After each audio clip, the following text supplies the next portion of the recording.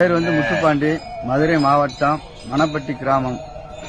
மணப்பட்டியில கிடமாடு வச்சிருக்கீங்க? ஆமா, கிடமாடு. சரிங்கண்ணே. நீங்க எத்தனை தலைமுறையா வச்சிருக்கீங்கண்ணே? நாங்க ஒரு 4 தலைமுறை வச்சிருக்கோம். 4 தலைமுறைக்கு முன்னாடி எவ்வளவு மாடுகள் இருந்துச்சு நம்மகிட்ட? 4 தலைமுறைக்கு முன்னால வந்து முதல்ல வந்து ஒரு 100 மாடு அளவு வச்சிருக்காங்க. 2வது தலைமுறையில வந்து ஒரு கிட்டத்தட்ட 700 மாடு 800 மாடு இருந்துச்சு. 2வது தலைமுறையில? ஆமா. 3வது தலைமுறையில அந்த அளவு இருந்துச்சு. இப்ப 4வது தலைமுறை வந்து குறைஞ்சிருச்சு. ஏன் குறைச்சுக்கிட்டீங்கண்ணே? அவ்வளவுதான், இட வசதி இல்லைன்னு போக்குவரத்து ரொம்ப நெருக்கடி ஆச்சு. இடங்கள் வந்து மாடு மேய்ச்சிருக்கான இடங்கள் இல்ல, மாடுகளை குறைச்சாச்சு.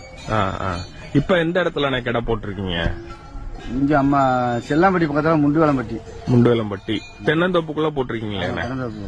என்ன காரணத்துக்காண்டி தென்னந்தோப்புக்குள்ள போட்டிருக்கீங்கண்ணே? அது தென்னை நல்லா வந்து காய்க்கும்ன்றதுக்காக அவங்க ஓனர் வந்து அமைச்சிட்டு இருக்காங்க. அதுக்காக வந்து நல்லா உரத்துக்காக அமைச்சிருக்கோம். சரிங்க. நீங்க உரத்துக்காக அமர்த்துறீங்க, இந்த சாணத்துக்கு வந்து நீங்க சாணம் நீங்க எடுத்துக்கிடுவீங்களா இல்ல தோப்புக்காரங்களுக்கான? அது தோப்புக்காரங்க சொந்தம். சரிண்ணே சரிண்ணே. இப்ப வந்து ஒரு நாளைக்கு நீங்க அமர்த்தனா எவ்வளவு கூலியா எடுக்கிறீங்க? ஒரு நாளைக்கு வந்து 2000 ரூபானே. ஒரு நாளைக்கு 2000 ரூபா. மதுரையில எங்க வேணாலும் அமர்த்தலாமா இல்ல உங்க சரௌண்டிங்ஸ் எல்லாம் அமர்த்த முடியுமாண்ணே? மதுரையில எங்க வேணாலும் அமர்த்தலாம். எங்களுக்கு வந்து மாடு வந்து மேயிருக்கு இடம் வேணும், அடை வச்சிருக்க இடம் வேணும், அந்த தோல் பார்த்து அமர்த்தணும்.